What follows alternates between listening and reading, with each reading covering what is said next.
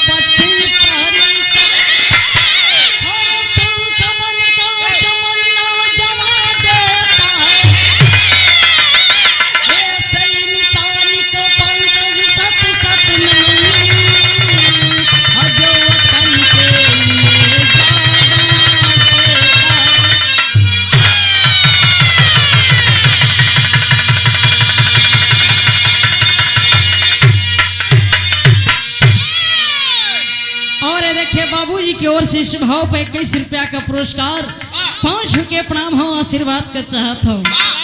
Master बाबू यहाँ एक लाइन गजल का टुकड़ा लगा आई देखा गजल का अंदाज हुए हो।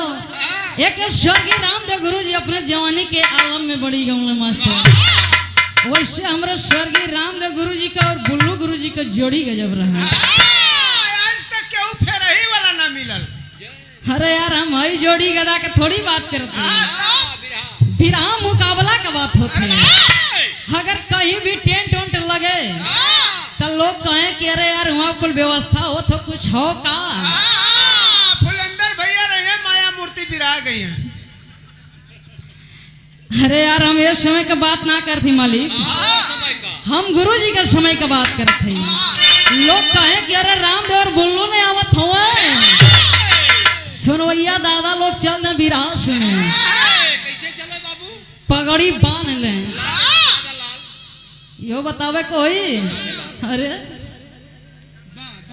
सेठ का पहलवान ठीक से बना पगड़ी बांध ले लोग और 6 पुट्ठा वाली जो लाठी हो के मास्टर बाबू वही के ले ले आ वही लाठी में अपन जूता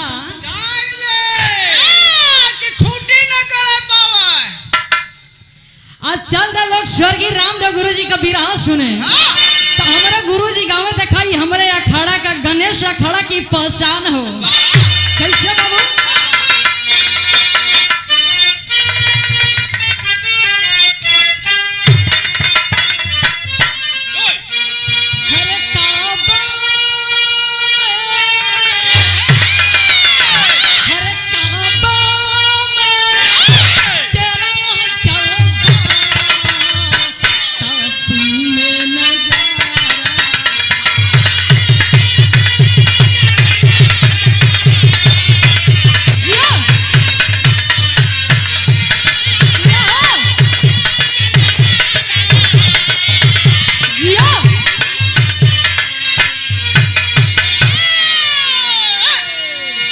लेकिन समय कम हो।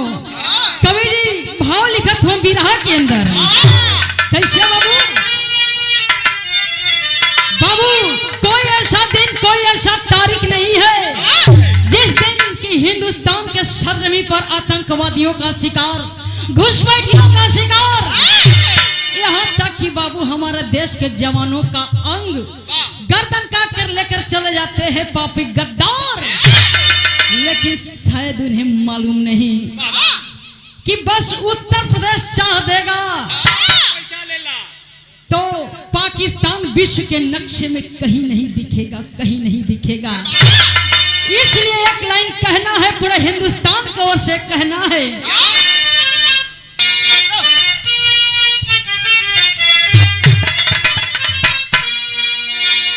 पूजा देवा तार लोहू इस कफन को रगाए।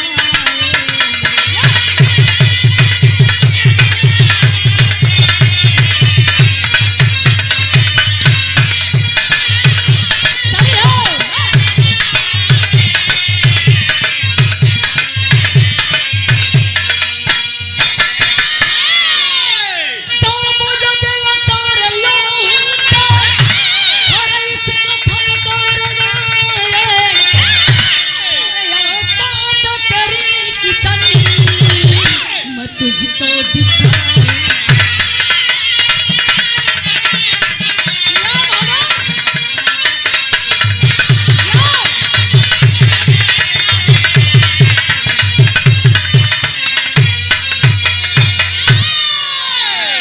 लेकिन यही जगह से बाबू कहानी की शुरुआत भई। एक गरीब के आंगन से, एक गरीब के परिवार से कहानी की शुरुआत भई।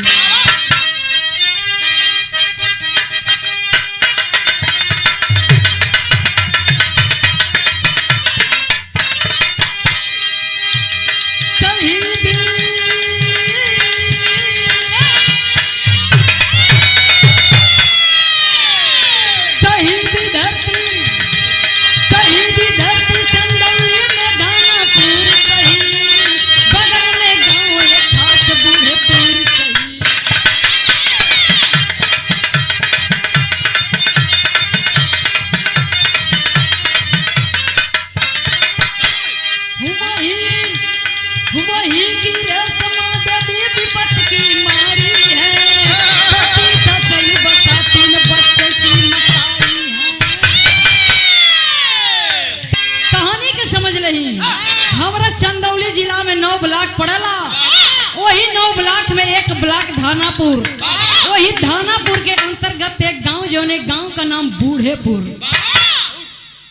वही बूढ़ेपुर कर रहे वाली बाबू रेशमा देवी भगवान 3 औलाद दिले हुए।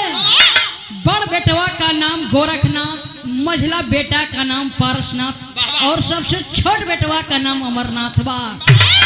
बाबू रेशमा देवी आज गरीबी के हालत में बचवन के पालत है। पति का असमय मृत्यु हो गई बा। समय बाबू धीरे धीरे बीतत हो देखल जाए। बड़ा बेटा अपने घर का स्थिति देख के देख लेना कि हमार माई बड़ी परेशान है। गांव घर में मटका मजूरी का काम करनी बाबू।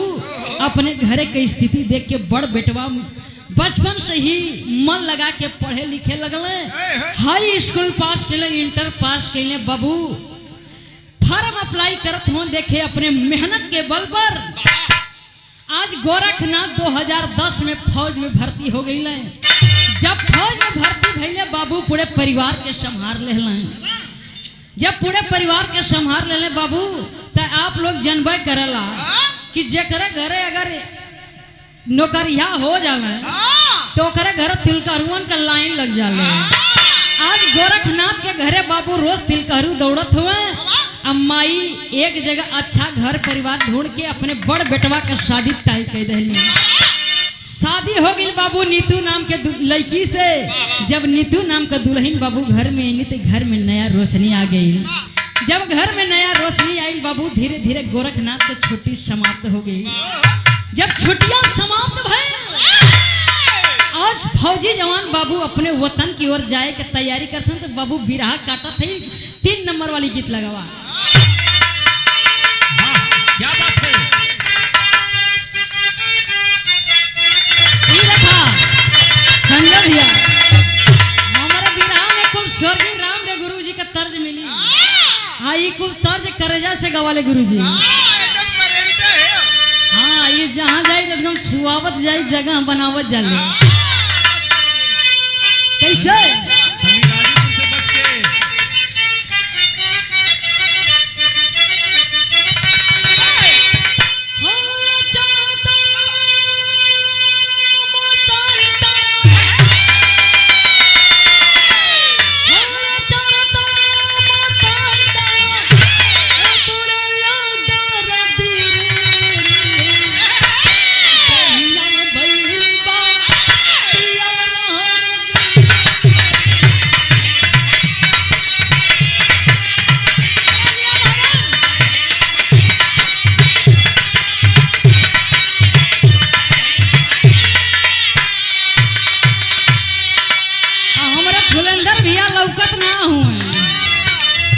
भाई बिरहा होला तमंजा रात संगो बिताई ले जा ये हर से गई हम हर से गईला आवा। लेकिन आज देखिए फौजी जवान आज अपने वतन पर जात हुए तो ये देखिए फौजी जवान बाबू सोच रहा है बार मेरा हिंदुस्तान।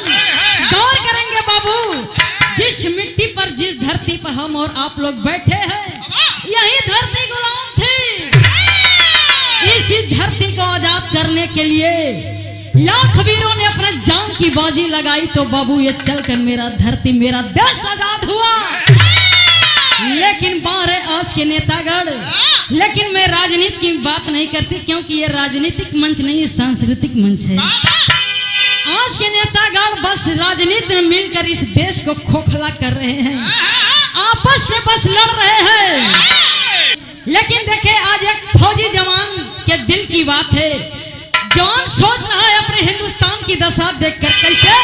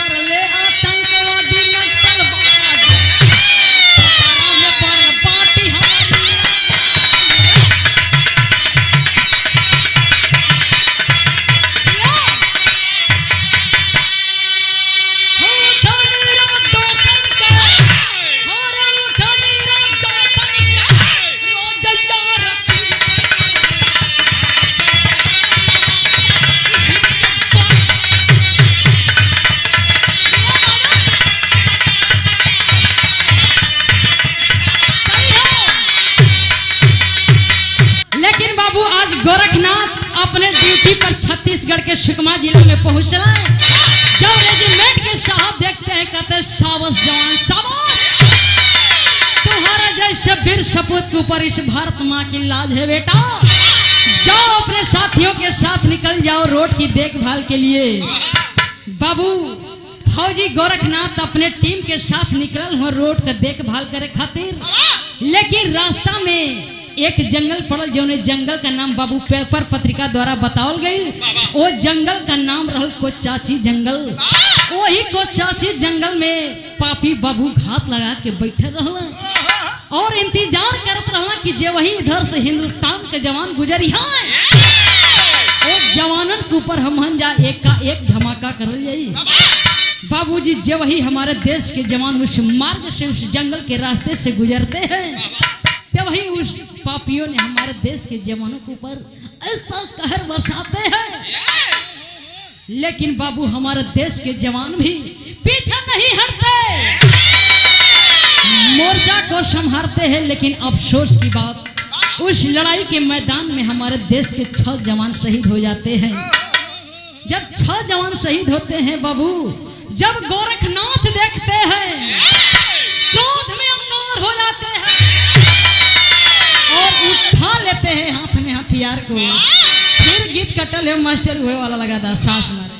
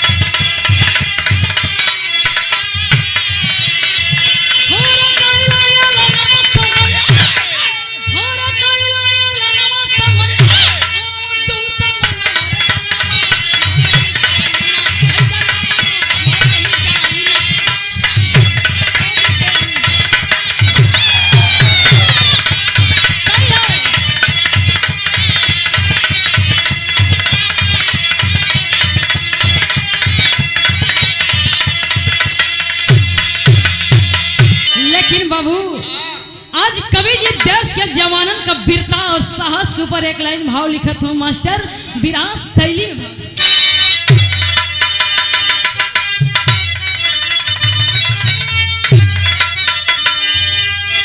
हरे सपूतों को सलाम है मेरा, धन्य है जीवन जो कि वतन के आए।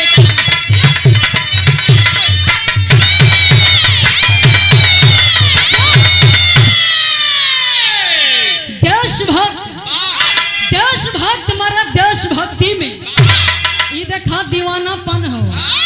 जैसे में दीवानापन कई प्रकार का होला बड़का भी।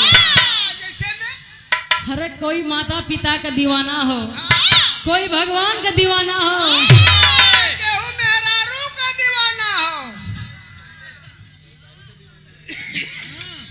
मास्टर तू कौन चीज का दीवाना हुआ? दारू का दीवाना। दारू का। लेकिन देखा ये देश का दीवानन खातिर कभी भाव लिखत हो। देशभक्त मरे देशभक्ति में, हरे तो देशभक्त मरे देशभक्ति में। भारत माता के लाल सुने टूट पड़ा नक्सलवादियों पर, हरे टूट पड़ा नक्सलवादियों पर बंद करके वज्र विकराल सुने। AK-47 गरज रही, हरे तो AK-47 गरज रही, नभमंडल फहराया है। हरे गजब निशाना गोरख का 2 नक्सली मार गिराया। बाबू गोरखनाथ 2 खुखार आतंकवादियों को मार के गिरा देते हैं। लेकिन धीरे धीरे वो मनहूस घड़ी भी आएगी। कौन घड़ी आएगी बाबू? भाव बदल गए।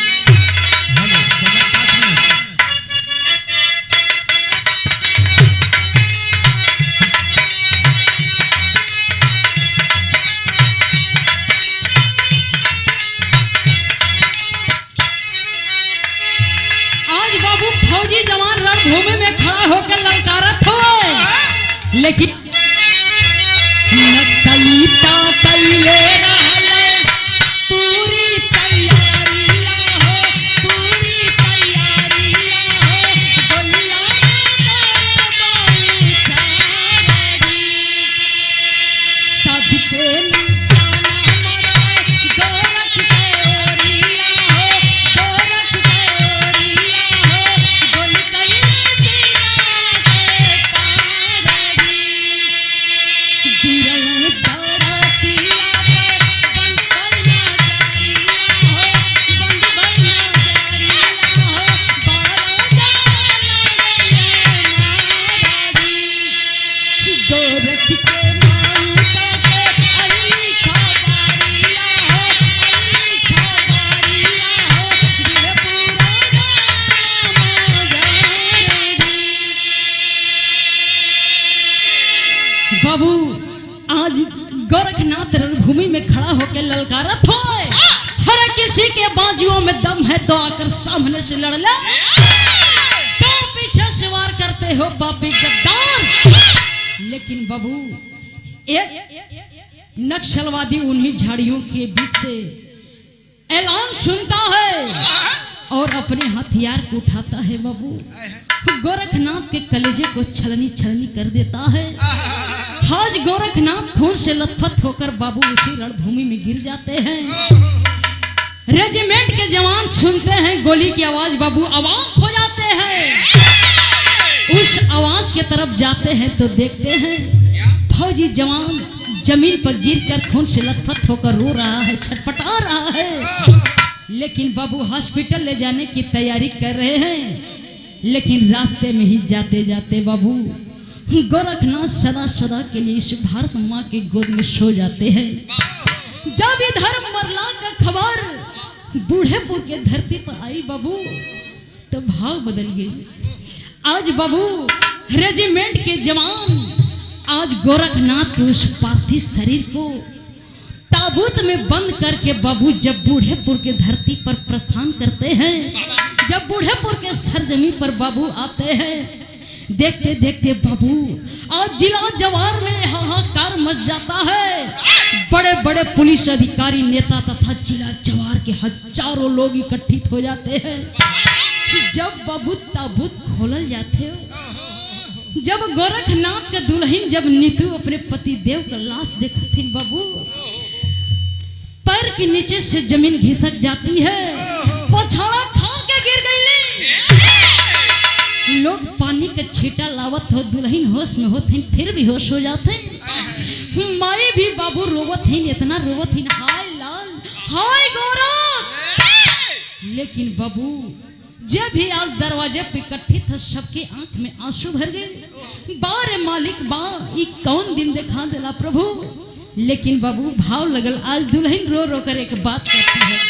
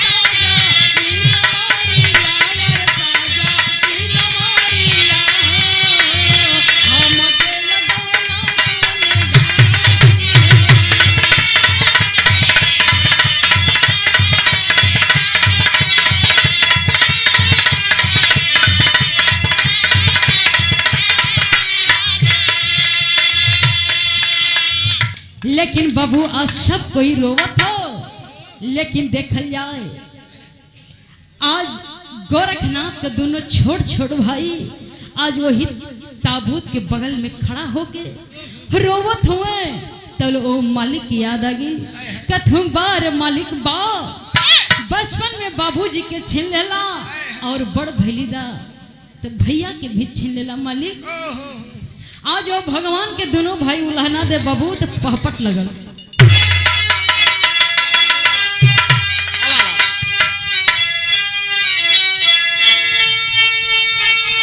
समझा के अलग आ जा।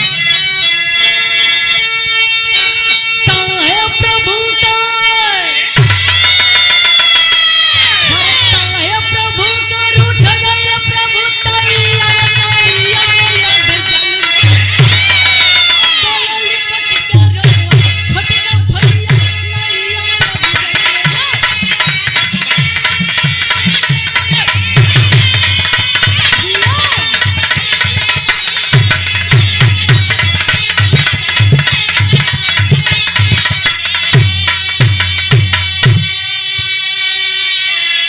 लेकिन बाबू आज देखी जब भी बा दरवाजे पर सबके आंख में आंसू बा।